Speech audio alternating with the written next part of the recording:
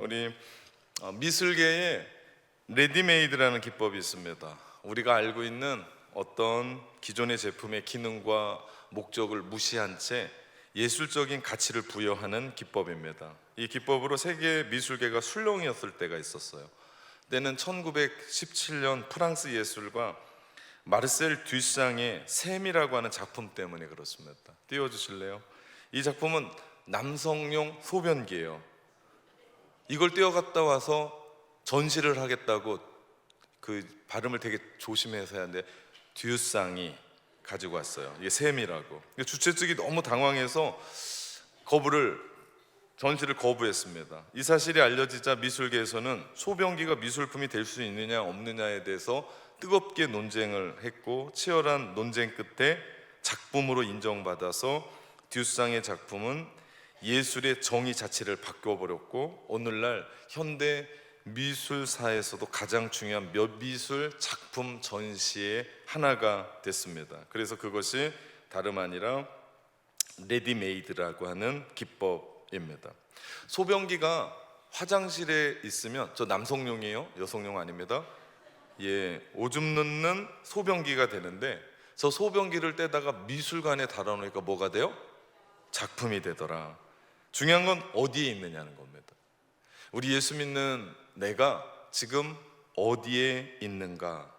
내가 예수 믿는 청년으로 나는 지금 어디에 있는가?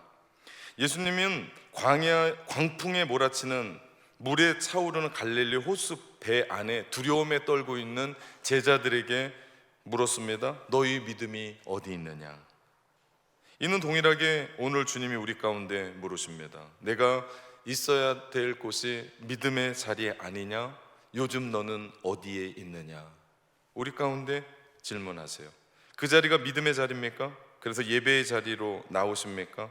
아니면 그 자리가 걱정과 근심과 마음 가운데 두려움이 있는 자리입니까? 오늘 본문의 이야기는 우리가 너무나 잘 아는 사도 바울의 회심의 사건입니다. 그런데 오늘 본문은 바울의 이름을 사용하지 않고 사울이라고 얘기해요. 그래서 혹자는 사울이 예수님을 열심히 믿고 나서 그 이름을 바울로 개명한 것 아니냐라고 얘기하는데, 그건 아닙니다. 바울이 곧 사울입니다. 이게 또 무슨 얘기인가? 사울은 히브리식 이름이고요, 바울은 헬라식 이름입니다. 제가 뉴질랜드에 있을 땐 제 이름이 존이었어요. 그래서 누구나 저한테 존이라고 불렀어요. 그 어린 애들까지도 존 하고 쫓아다녀요. 저걸 죽여 살려 할 정도로. 근데 제가 교회에 돌아가면 친절한 요한 씨가 됐습니다. 이런 뜻이에요. 그래서 바울이 곧 사울이었습니다. 그런데 사도행전 13장의 기점으로 바울이 계속해서 세계 선교를 향해 나가요. 그리고 그 모든 문화권이 헬라 문화권이었어요. 그러니까 사도행전을 쓴 누가는 사울이라고 표시하지 아니하고 헬라식의 이름인 바울이라는 이름을 계속해서 쓰면서 우리 내리 속에 익히 아는 사도 바울이 계속해서 진행되고 있는 겁니다. 사울의 이야기가 오늘 본문엔 처음이 아니에요. 우리가 알듯이 사도행전 7장에 스데반이 순교하는 그 자리부터 사울이 있었습니다. 사도행전 7장 58절에 보니까요, 성 밖으로 내치고 돌로 칠세, 증인들이 옷을 벗어 사울이라는 청년의 발 앞에 두니라 말씀합니다. 이 말씀으로 유추해 보건대 사울은 스데반의 순교에 적극적으로 동조했을 뿐만 아니라 주동했던 인물이라는 걸 볼 수 있어요. 또 하나, 7장을 넘어 8장 1절에 넘어오니까 이런 말씀이 있어요. 사울은 그가 죽임 당함을 마땅히 여기더라 말씀합니다.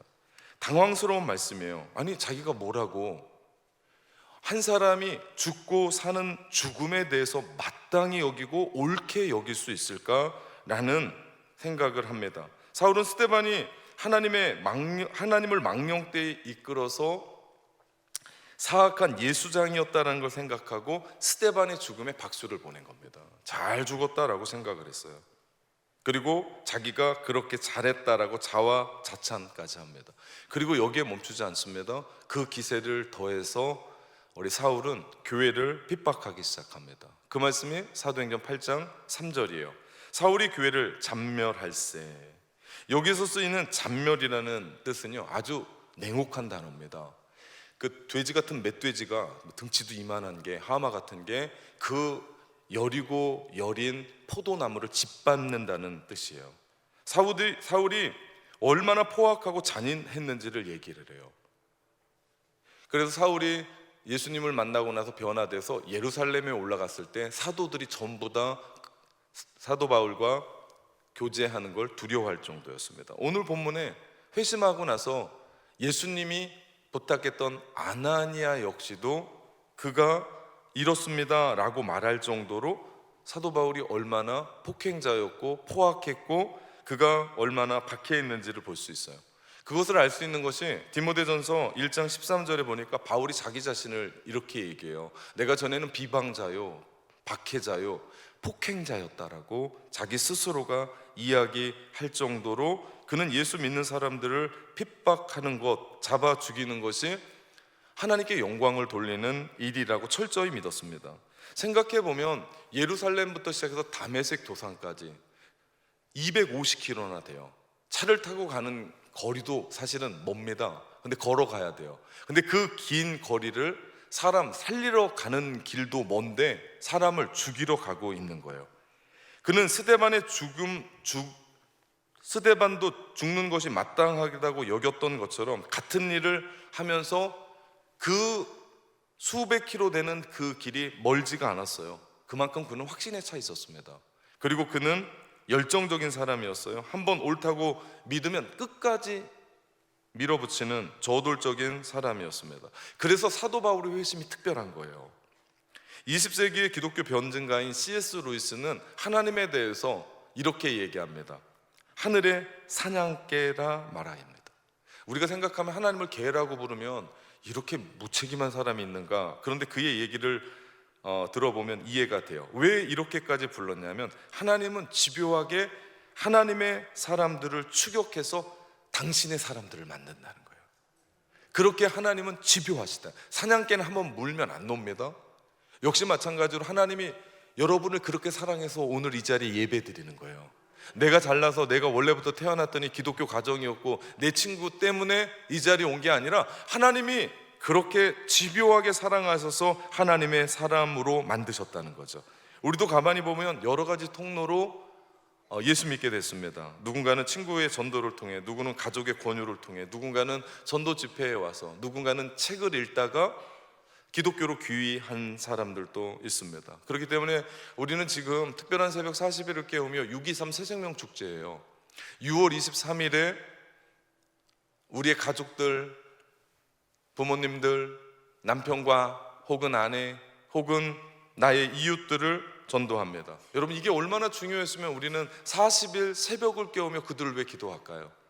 한 영혼이 그렇게 소중하다는 거고, 한 영혼이 그의 인생이 뒤바뀔 때 그의 인생뿐만 아니라 그 인생과 밀접하게 관련을 맺고 있는 가정이 변하고요, 만약에 아버지가 변하면 자식들이 변하고요, 그의 어머니가 변하면 가정은 완전히 뒤집어지고요, 그 친구가 변하면요 그 친구의 또 다른 사람들이 변하기 때문에 이것처럼 놀라운 일들은 없습니다. 여러분, 회심은요 한 사람의 성향이 바뀌기보다는 한 사람의 삶의 방향이 바뀌는 거예요. 회심했다라고 교회 다닌다고 해서 그 성격이 변하든가요? 네, 되게 심각해졌죠? 성격은 잘 안 변하는 것 같아요. 사도 바울이 그렇게 저돌적이고 그렇게 확신에 차이고 열정적이었던 그 삶이요, 예전에는 예수 믿는 사람들을 핍박하며 다녔던 그 열정이 어떻게 됩니까? 이제는 자기가 예수의 복음을 전하면서 예수님 때문에 핍박받는 사람으로 사는데요, 그의 성격은 저돌적이었고 그는 열정적이었고 확신에 차 있어서 로마에 가서 참수형에 당할 때까지 그는 복음으로 나아가는 것을 봅니다. 하나님의 회심은 우리의 인생의 삶의 방향을 바꿉니다. 예전엔 세상을 향해 갔거든요. 그런데 이제는 십자가 예수 그리스도께로 턴해서 우리의 삶을 바꾼다는 거죠. 15절 말씀해 보니까 가라, 이 사람은 내 이름을 이방인과 임금들과 이스라엘 자손들에게 전하기 위하여 택한 나의 그릇이다 말씀합니다. 하나님께서 사도 바울을 선택한 이유가 분명해요. 왜 그래요? 이방인들에게 보내겠다. 이방인들로 내가 전도하겠다. 사도 바울은 디아스포라 사람이에요. 디아스포라를 간단하게 얘기하면요, 제가 뉴질랜드 살았잖아요. 그리고 우리 애들이 4명이 다 태어났잖아요. 그 사람들, 밖에 나가 산 사람들을 디아스포라라고 얘기해요. 그가 터키 다소에서, 지금으로 말하면 터키의 동남쪽에 살았었는데 그가 예루살렘으로 유학을 옵니다. 그래서 거기에서 가말레엘이라고 하는 학자 밑에서 공부를 해요. 그는 원래 헬라어를 모국어로 사용할 정도로 헬라어가 능통했습니다. 히브리어 역시도 그는 능통했어요. 헬라어를 그렇게 능통했다는 건 당시 국제 무대에 서서 땅끝까지 복음을 전할 수 있을 만큼의 준비된 사람이라는 거예요. 그는 바리새인 중에 바리새인이었어요. 율법 토시 하나 틀리지 않고 알고 있는 사람들이 바리새인이에요. 근데 바리새인이라고 하는 것도 대단한데 그 사람이 뭐라고요? 바리새인 중에 바리새인이요, 내가 그 사람들보다 더한 사람이다 라고 할 정도로 율법에 완벽한 사람이었습니다. 예, 이 일들로 말미암아 그는 고관들에게 복음을 전할 수 있는 준비가 되어 있었던 사람이라고요. 여러분, 그렇지만 오해하지 마십시오. 하나님이 사도 바울을 부른 건 그가 훌륭해서, 그가 헬라어를 그 정도로 능통하게 사용했고, 그가 바리새인 중에 바리새인이었고, 그가 로마 시민권자였기 때문에 그를 선택한 게 아닙니다. 하나님의 부르심은요, 하나님의 강권적인 은혜입니다. 사도 바울이 원한 것도 아니에요. 사도 바울이 선택받으려고 했던 것도 아니에요. 공부를 많이 해서도 아니에요. 하나님이 선택할 때는요, 하나님의 전적인 선택입니다. 오늘 사도 바울의 회심은 예수 그리스도께 포로된 사건이라고 볼 수 있어요. 여러분, 목회자도요, 예수 그리스도에게 포로된 사람이에요. 먹고 살려고 목회하지 안 합니다. 여러분, 먹고 살려고 했으면 제가 보니까 비전센터 짓고 보는 거 보니까 제가 건축해야 될 것 같아요. 건축하면 이런 세계가 있을까 제가 깨닫습니다. 저는 요즘 저를 찾으려면 목양실로 오면 안 돼요. 비전센터 짓는 그 자리로 와야 돼요. 하이바 쓰고 있는 저를 찾을 수 있을 겁니다. 제가 먹고 살려고 했으면 목회하지 않았을 겁니다. 먹고 살려고는 목회하면 안 돼요. 왜냐하면 이거 하면서는 잘 먹고 잘 먹을 수가 없어요. 교회가 좋고 하나님이 좋고 사람들이 좋아서 목회하는 것도 아닙니다. 물론 어느 정도는 맞는데 정답은 아니에요. 목회자가 아무리 힘들고 어려워도 복음 전하고 기도와 말씀을 전하는 것에 예수 그리스도께 포로된 사람들이에요. 그래서 하는 겁니다. 네, 갈 데 없어서 여기 있는 게 아니고요, 예수 그리스도께 포로돼서 하는 거예요. 좋아서 억지로 하는 차원을 넘어서 부르셨기 때문에 그 길을 가는 거고, 선택받았기 때문에 거기에서 선택받은 자로 목회하는 겁니다. 여러분, 이게 목사만 그러겠습니까? 여러분은 아닙니까? 동일해요. 우리가 이 자리에 하나님께서 강권적으로 선택했기 때문에 낙원의 성도로 있는 줄 믿습니다. 하나님이 여러분을 선택했기 때문에 그 가정에서 눈물 나고 힘들지만 그 가정 지키고 기도하면서 그 자리에 하나님의 뜻을 전하면서 있는 줄 믿습니다. 직장도 마찬가지고요, 사업장도 마찬가지고요, 여러분이 있는 학교, 학업의 자리도 마찬가지입니다. 하나님이 여러분을 강권적으로 부르셔서 심어 놓으신 줄 믿습니다. 우리는 다양한 경로로 하나님께 나왔어요. 누군가는 몸이 아파서, 누구는 병이 들어서, 누군가는 사업의 실패로, 누군가는 남편이 속을 썩여서, 누군가는 자식의 문제로, 누군가는 인간의 질고로, 누군가는 의지할 데가 없어서, 실로 다양한 수많은 일들로 여기까지 온 거예요. 이건 우리의 협소한, 우리의 좁은 시각입니다. 더 넓은 시각은 뭔지 아십니까? 하나님이 여러분을 사랑하셔서 강권적인 은혜로 하나님이 여러분을 선택하신 줄 믿습니다. 여러분, 이게 확실해야 돼요. 하나님이 나를 강권적으로 붙드셔서 여기에 불러주셨다. 하나님이 나를 선택하셔서 여기에 놓으셨다. 여러분, 이거 없으면 우리 흔들립니다. 이거 없으면 목회도 흔들리고요, 신앙도 흔들리고요, 찬양도 흔들리고요, 기도도 흔들리고 다 흔들려요. 근데 하나님이 강권적인 은혜로 나를 붙드셔서 낙원 공동체에 세우셨고, 아멘, 너무 작네. 네, 하나님께서 나를 강권적인 은혜로 그 가정에 심으셨고, 하나님이 나를 강권적인 은혜로 그 학교에 심으셨고, 그 전공에 심으셨고, 나를 그 사람에게 붙여주신 줄 믿습니다. 이게 확실해야 그 사람이 변화시되고요, 이것 확실해야 그 가정이 주님께로 돌아오고요, 이게 확실해야 하나님이 나를 부르신 그 전공에서 주님 바라보면서 그 일들을 해나갈 수 있는 줄 믿습니다. 그래야 끝까지 가요. 중간에 가다가 포기한 사람들을 보면요, 흔들렸기 때문이에요. 그때 우리는 고백할 수 있습니다. 주님밖에 없습니다. 내 인생엔 주님밖에 없습니다. 주님이 나의 힘이십니다. 여러분 요즘 어디에 있습니까? 여러분 요즘 어디 안에 있습니까? 하나님이 왜 여러분을 부르시고 그 자리에 세워주셨습니까? 여러분, 그렇게 내가 생각하고 싸워가는 과정이 회심의 시간이에요. 회심은 한번 딱 왔다가 없어지는 게 아니에요. 딱 한 번 돌이키고 주님 바라보고 끝이 아니라 날마다 우리로 하여금, 제가 늘 말씀드리는 대로 1%씩 변화시키는 게 회심이에요. 날마다 주님 앞에 가기예요. 날마다 말씀을 듣는 거예요. 그것 때문에. 그러면서 날마다 새롭게 하셔서 우리를 변화시킵니다. 오늘 본문에 그리스도인들을 핍박하기 위해 다메섹으로 가던 도중에 빛으로 오신 예수 그리스도를 만나면서 다메섹 도상 길 위에서 예수 그리스도를 사도 바울이 만나요. 부활하신 주님을. 이 사건이 성령의 사건인 것을 봅니다. 3절 말씀에 보면 사울이 길을 가다가 다메섹에 가까이 이르더니 호련히 하늘로부터 빛이 그를 둘러 비추는지라 말씀합니다. 자, 봅시다. 상상을 해보세요. 사울이 길을 갑니다. 어떻게요? 호련히, 급박스럽게, 갑자기 어디서부터요? 하늘로부터 무엇이? 빛이 저를 둘러 비추었다라고 말씀합니다. 우리가 사도행전을 읽어오면서 사도행전 2장의 오순절 마가다락방에 성령이 임하신 사건과 유사해요. 오순절 날이 이름에 뭐라고 얘기합니까? 호련히, 어디로부터? 하늘로부터 급하고 강한 바람 같은 소리가 있었다고 기록돼요. 오늘 본문 9장 4절 말씀해 보니까 사울이 땅에 엎드려져 들음에 뭐가 있었습니까? 소리가 있어. 오순절 마가다락방에 어떤 일이 있었습니까? 급하고 강한 바람과 같은 소리가 있었습니다. 다시 말하면 오순절 마가다락방에는 120명의 사람들에게 임했던 집단적인 공동체적인 성령의 역사였다면, 오늘 다메섹 도상에서 일어났었던 성령의 사건은 한 사람에게, 한 개인에게 임한 성령의 임재였다는 겁니다. 우리가 여기서 알 수 있는 한 가지가 있어요. 그것은 한 사람의 회심의 사건은 내가 하고 싶어서 되고 내가 하기 싫어서 안 되는 것이 아니라 뭐라고요? 전적인 성령의 역사라고요.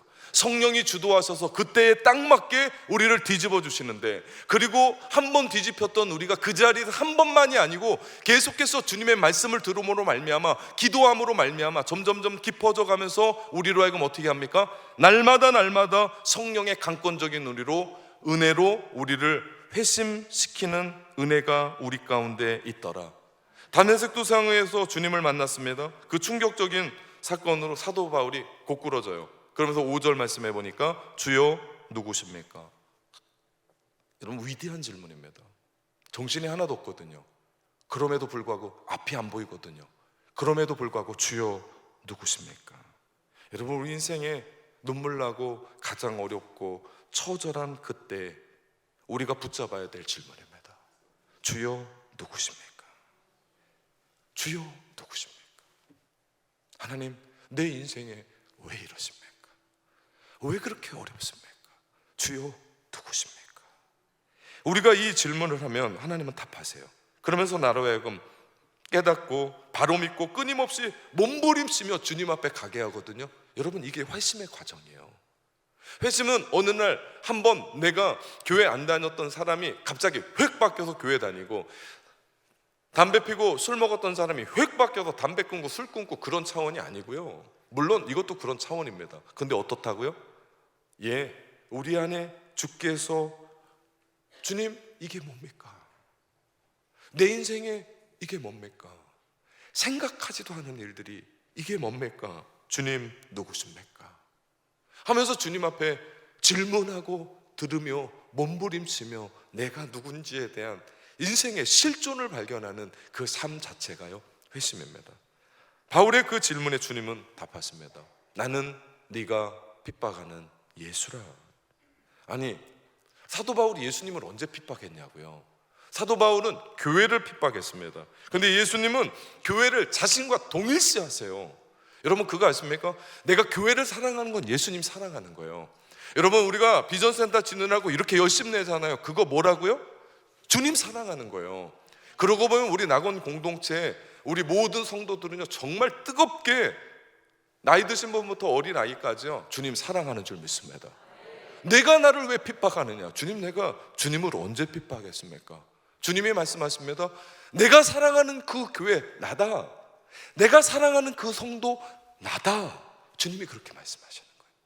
그렇기 때문에 여러분은 존귀한 자들입니다. 왠지 아십니까? 주님이 나다라고 말씀하는 거예요. 여러분의 눈물 주님이 아세요. 여러분의 아픔 주님이 아세요. 여러분의 힘겨움 주님이 아세요. 그 주님이 말씀하세요. 나다. 나의 자녀다. 그들이 바로 나다. 그러면서 사도 바울에게 얘기하는 거예요. 내가 나를 왜 핍박하냐?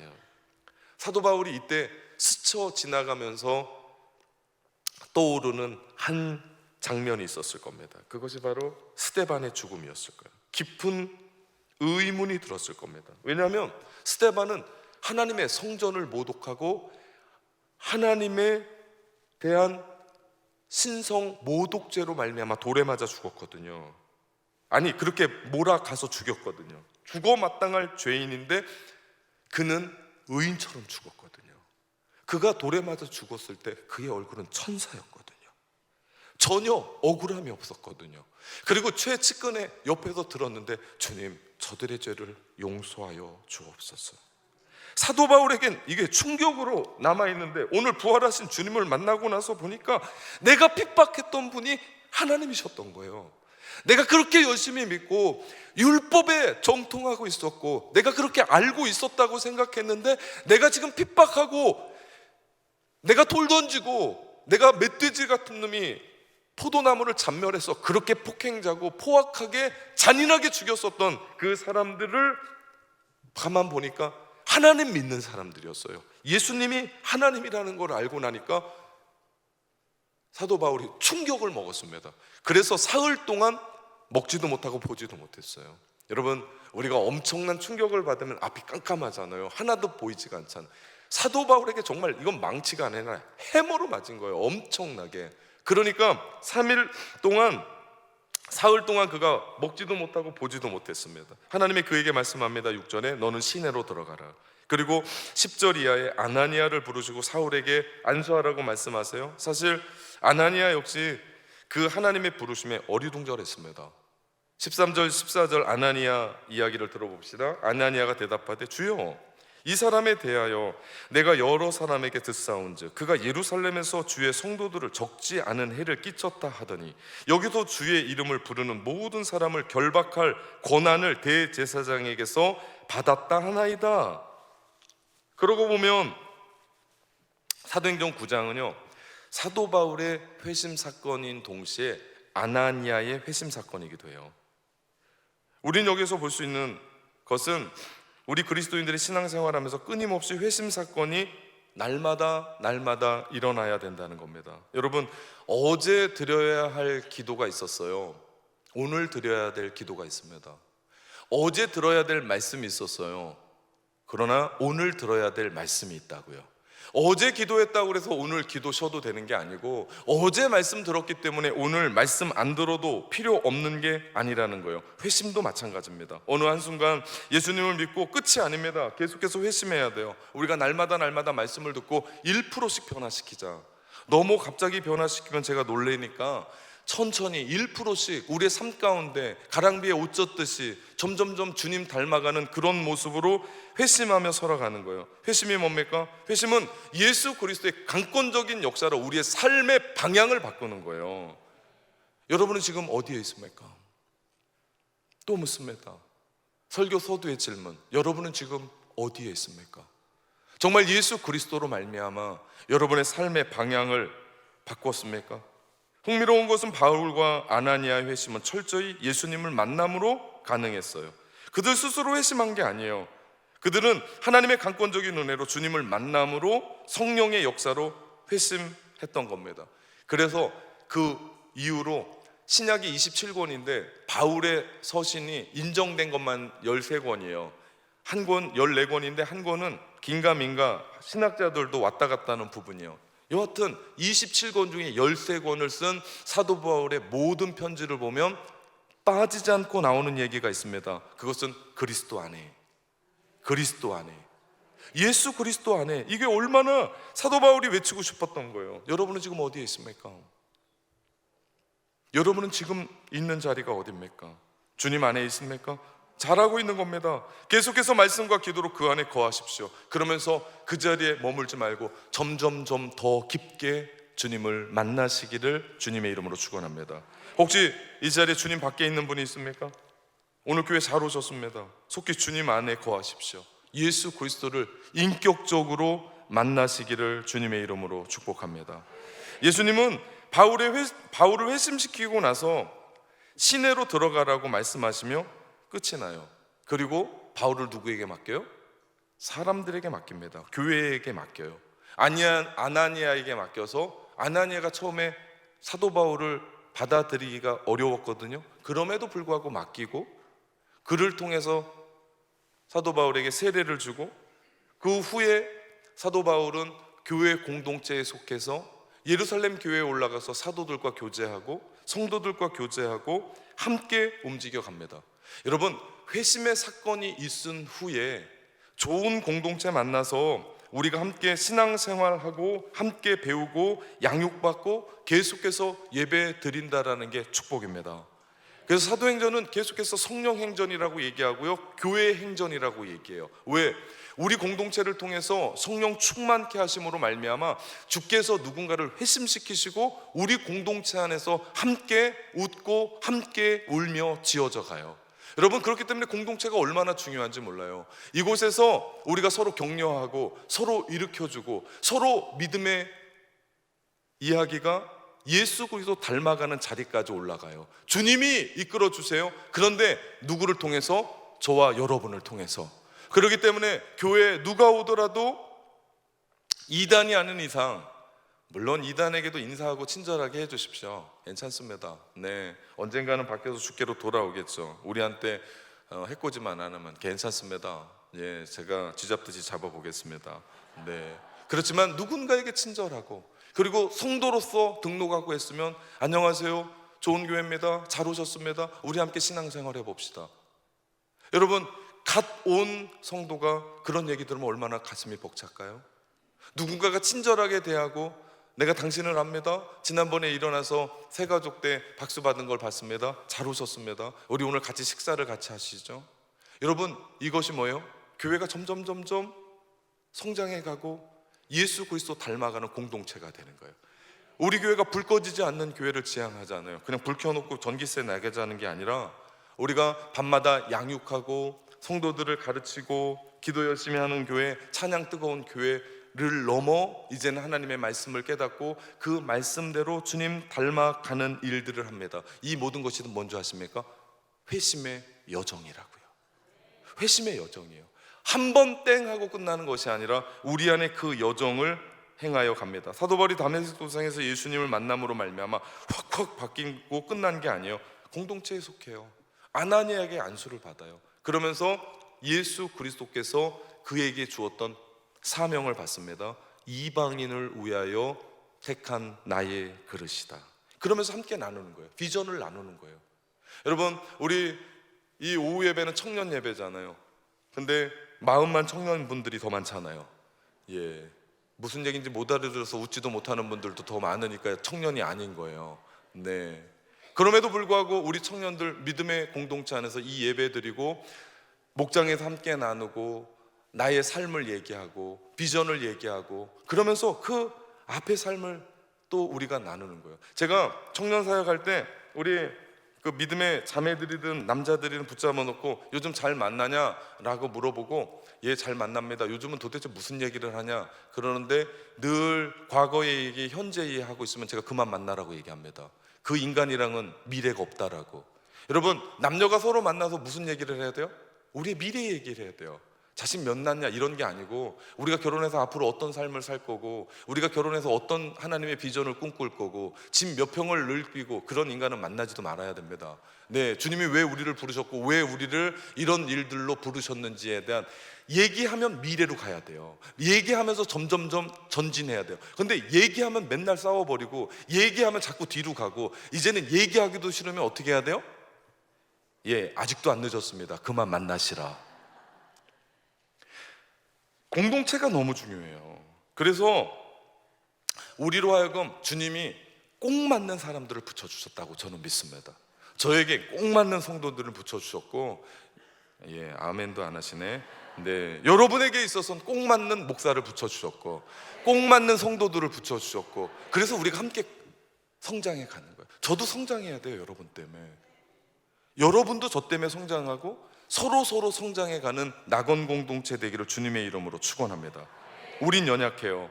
계속해서 회심의 여정을 향해 걸어 나갈 뿐입니다. 우리 부족해요. 완전하지 않아요.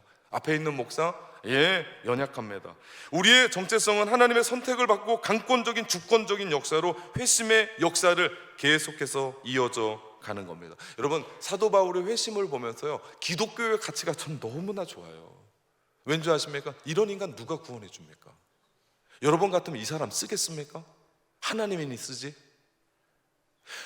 사도 바울이 했었던 그 일들은요, 예루살렘에 다 소문이 났고 다메섹에 다 소문이 났고, 아나니아까지도 주님, 아나니아가 얼마나 신실한 주님의 제자냐고요. 주님의 음성을 두고 사도 바울을 만나라고 할 정도의 그런 사람인데도 그에게 선입견을 가지고 있을 만큼 사도 바울이 폭행자였어요. 정말 우리로 생각하면 이가 갈릴 만큼의 그런 인간이었다고요. 그런데 그 사람을 하나님이 어떻게 하셨다고요? 뒤집으셨다고요. 그게 저와 여러분 아닙니까? 그래서 우리가 이렇게 예배하는 거 아닙니까? 예수 믿던 자들을 죽이는 박해자가 예수의 복음을 들고 예수 때문에 박해받는 사람으로 바뀌는 것, 이게 기독교의 매력입니다. 6.23 새생명 축제 포기하지 마십시오. 그 사람이 어떤 사람이든 하나님의 강권적인 은혜, 성령의 은혜가 그 사람에게 임할 때 호련히 하늘로부터 빛이 비치고 호련히 하늘로부터 음성을 듣게 될 때 어떤 사람도 바뀌는 역사가 일어날 줄 믿습니다. 오늘 저와 여러분이 하늘의 빛을 받으며 하늘의 음성을 들으며 오늘도 우리의 심령이 한 단계 더 회복하는 회심의 여정 속에 들어가기를 주님의 이름으로 축원합니다. 사랑하는 성도 여러분, 담대하게 기도합니다.